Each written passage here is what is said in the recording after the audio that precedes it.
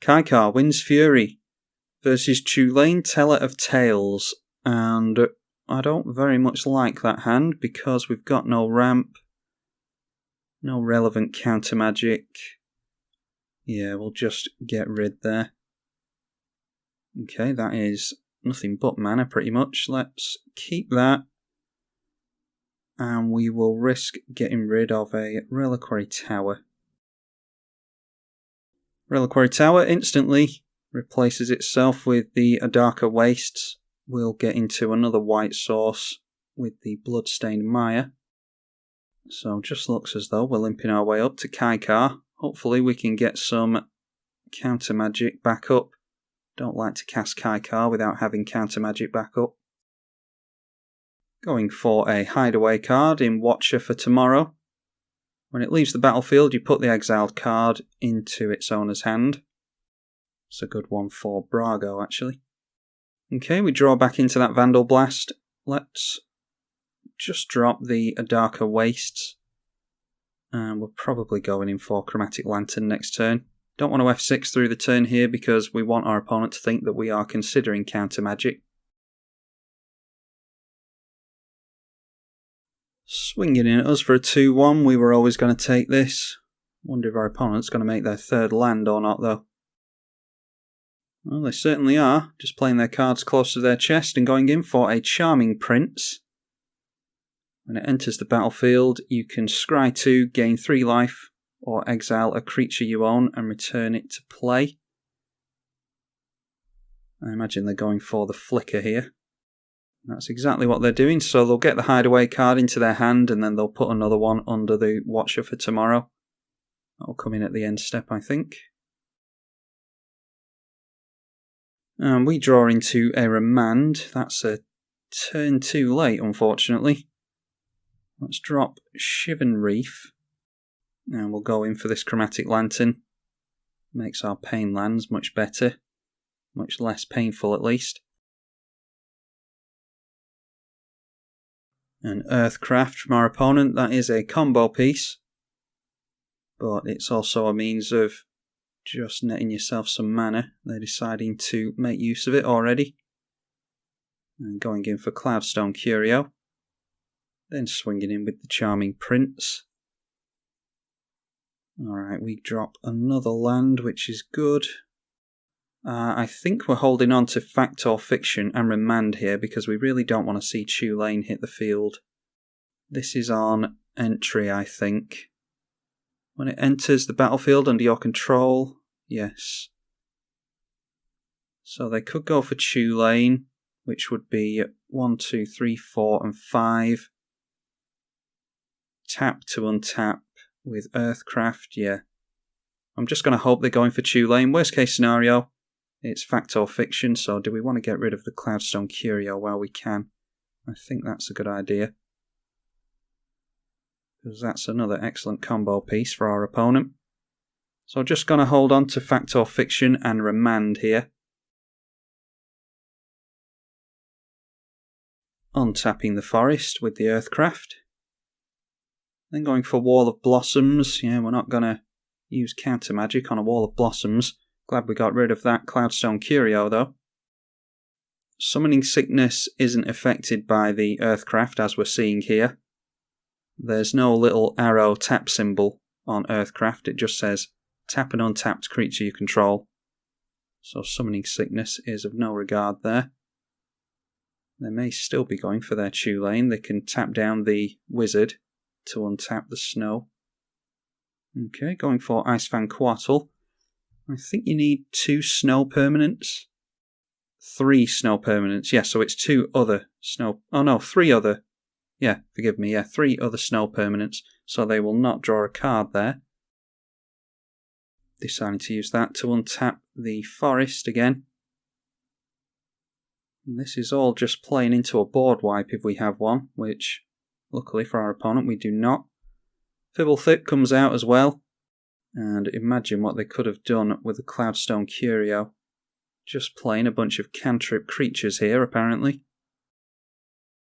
But this sets us up quite nicely, actually, because we can go in for a land next turn, play the Ogre Battle Driver, and hold up Remand next turn, assuming that they don't force us to counter something here. They've just dropped the Savannah. Okay, going for Phyrexian Revoker. Choose a card name. The activated abilities of the chosen name can't be activated. They may go for the Chromatic. I think they can name Chromatic Lantern here, or they might just name our commander. They did name, yes, they named Kykar, so we're not going to be able to sacrifice our spirits. And again, on tapping the forest, that Earthcraft has gotten our opponent into a hell of a lot. Fact or fiction in response to that sounds okay.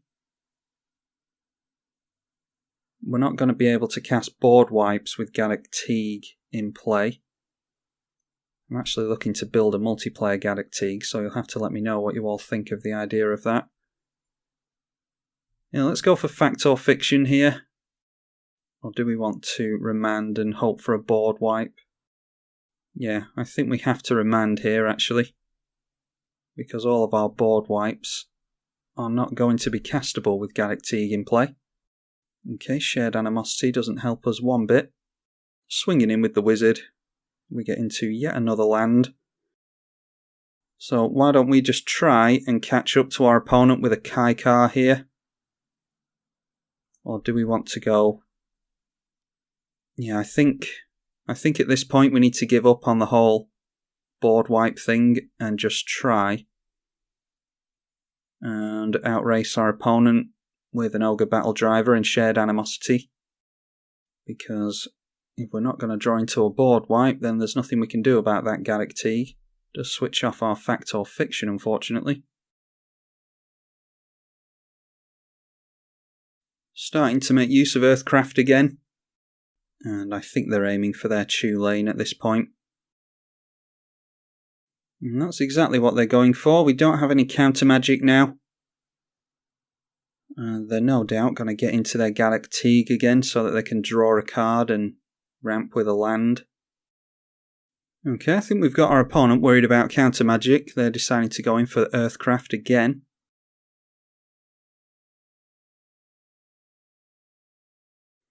And now it is a Green Sun Zenith, X into 3. Yeah, not sure what they'd be going for with that. Reclamation Sage won't do anything for them. Wood Elves or...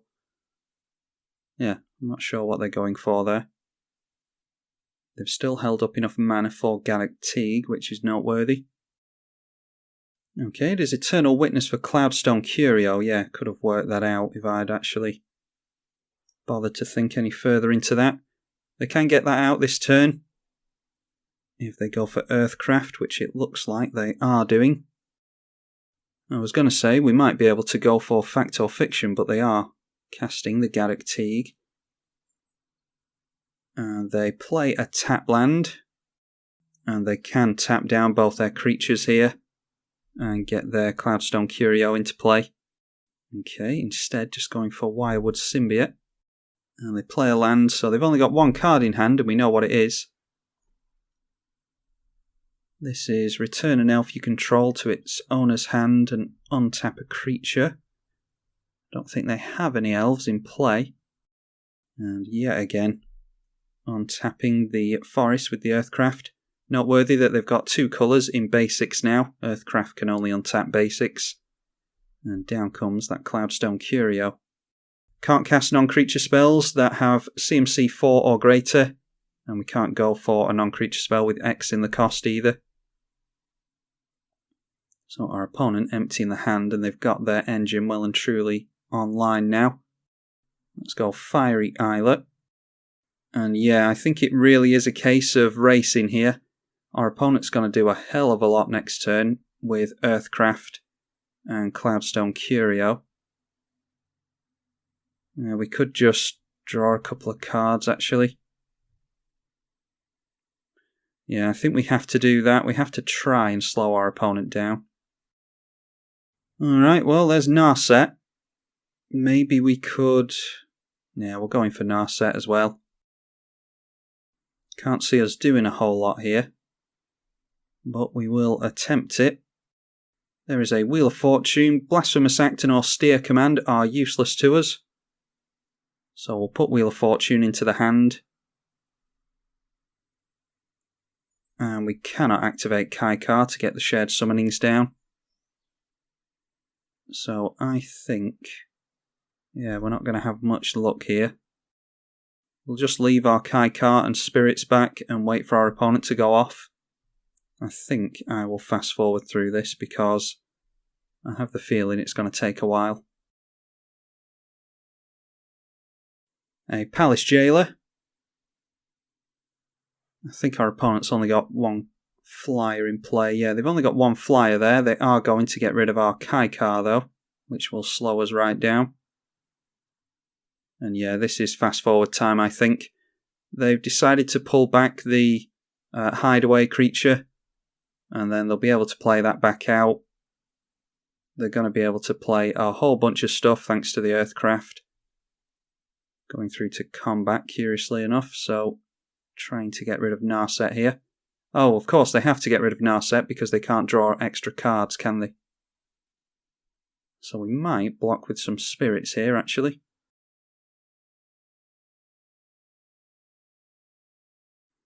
Alright, they're going in with enough stuff to get rid of Narset. Now, they've gone in with Gallic Teague, and our only chance here is to get a board wipe off, I think. We just put 2 board wipes on the bottom, unfortunately, but yeah, we can shuffle things around with this fetch, so I think we have to block Gallic Teague to get rid of that, and then hope that we can get into a board wipe, maybe off of a Wheel of Fortune. Unfortunately, we'll be filling our opponent's hand up, but something tells me our opponent's hand is going to be full by the end of this anyway. So Narset goes down. Using Earthcraft to get down Watcher for tomorrow. They don't have a blue source on a basic, so they're having to tap down their non-basics for that. Cloudstone Curio, I don't think bounced anything there. Oh yes, it did. It returned Eternal Witness back to the hand, so they can grab the Gallic Teague back and just play it out again. Out comes that Eternal Witness for more card draw and ramp. Cloudstone Curio will trigger. But the Cloudstone Curio didn't bounce anything there, I don't think. They are aiming for the Gallic Teague, like we said. And they can get that out with Earthcraft if they want to.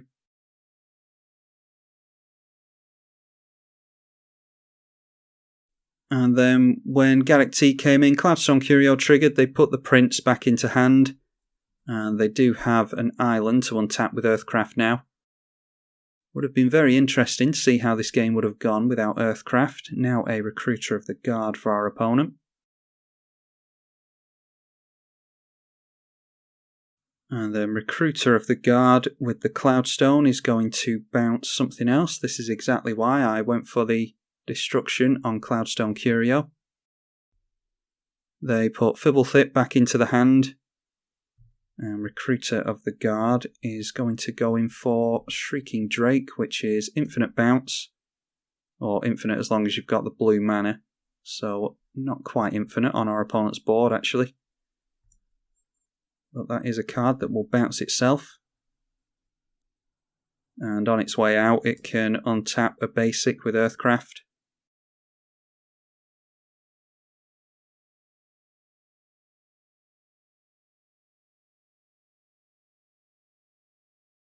Cloudstone doesn't bounce anything. Shrieking Drake bounces itself. And yeah, untapping the blue mana, no doubt to go for the Shrieking Drake again. And they get another land into play. So yeah, I've pretty much shown you what's going on here. I've said it a few times now, but I am going to fast forward this because it's taking quite a while.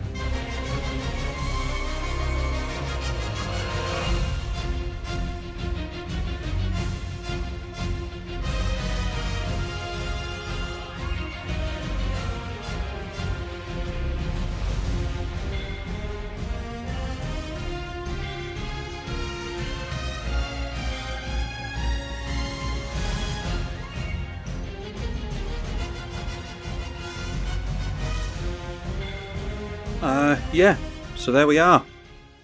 After about 10 minutes of keeping an eye on my opponent, I decided to just get up out of my chair and go and get something to eat, because that had turned into a solitaire match and a half. So I have no idea what went on there. I'm just looking at the lobby for Magic Online now, so hopefully I've edited that in a way that you can actually tell what's going on. I don't think I've played against Chulane in 1 vs 1 yet, so if any of you were looking forward to seeing a 1v1 Chulane match, then hopefully this is of some use to all of you, and I hope that you all enjoyed it. I'm tribalkai on the EDH channel. Thank you for watching.